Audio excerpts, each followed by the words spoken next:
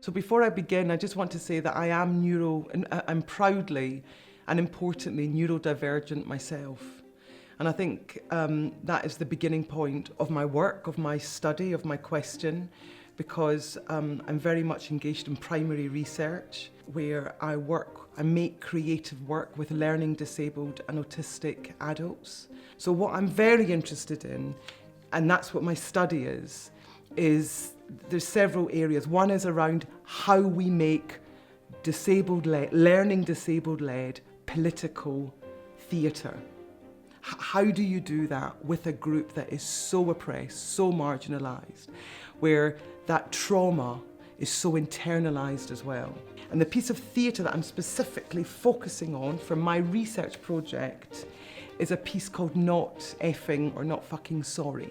And I made this piece of theatre, which has now been made into a professional film, in collaboration with these 4 actor, writer, performers.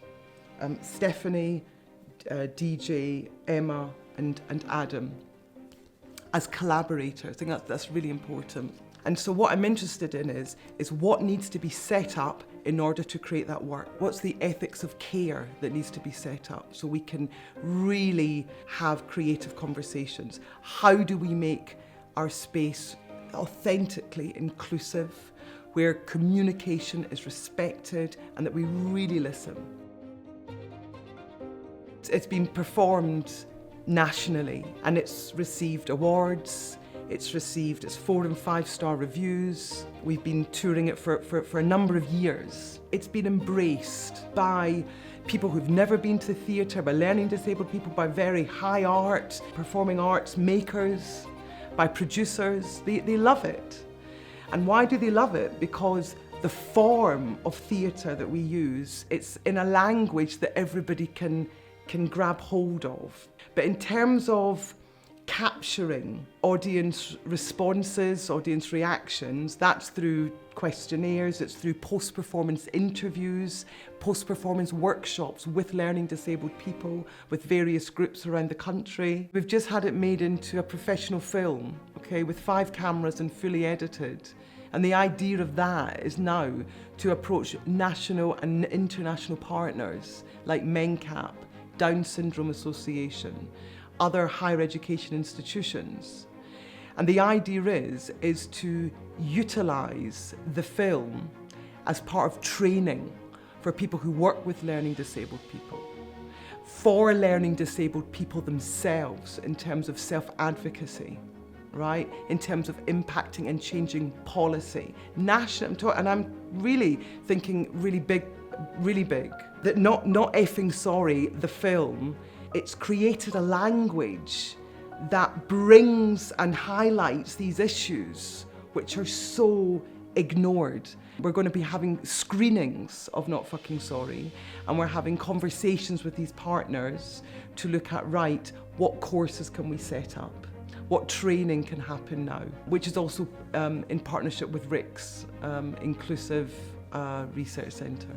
So we've got about 100 questionnaires that we're analysing at the moment, and the responses are just like, people are shocked, you know, and they didn't know, and the sort of the unconscious biasness that's coming through of the belief that learning disabled people are less than, that they are not considered.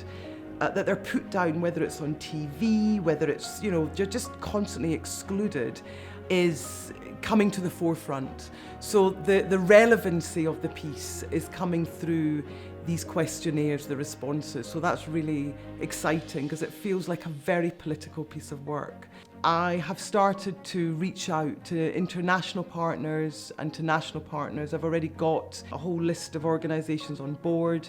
In September, actually, I'm going to be holding a screening here at UEL. And I'll be inviting some of those partners along to start really thinking about what's the package?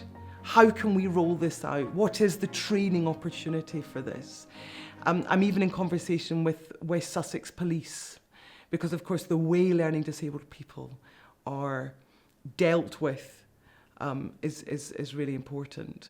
The other part is that I am, at this very moment, I've got a number of interns who are transcribing all the audio and video recordings of rehearsals, but also when we were on tour. Even before the actors go on stage, there's a lot of work that has to be done before because of the trauma, because they've got to really believe in themselves. It's a very in-your-face piece of theatre.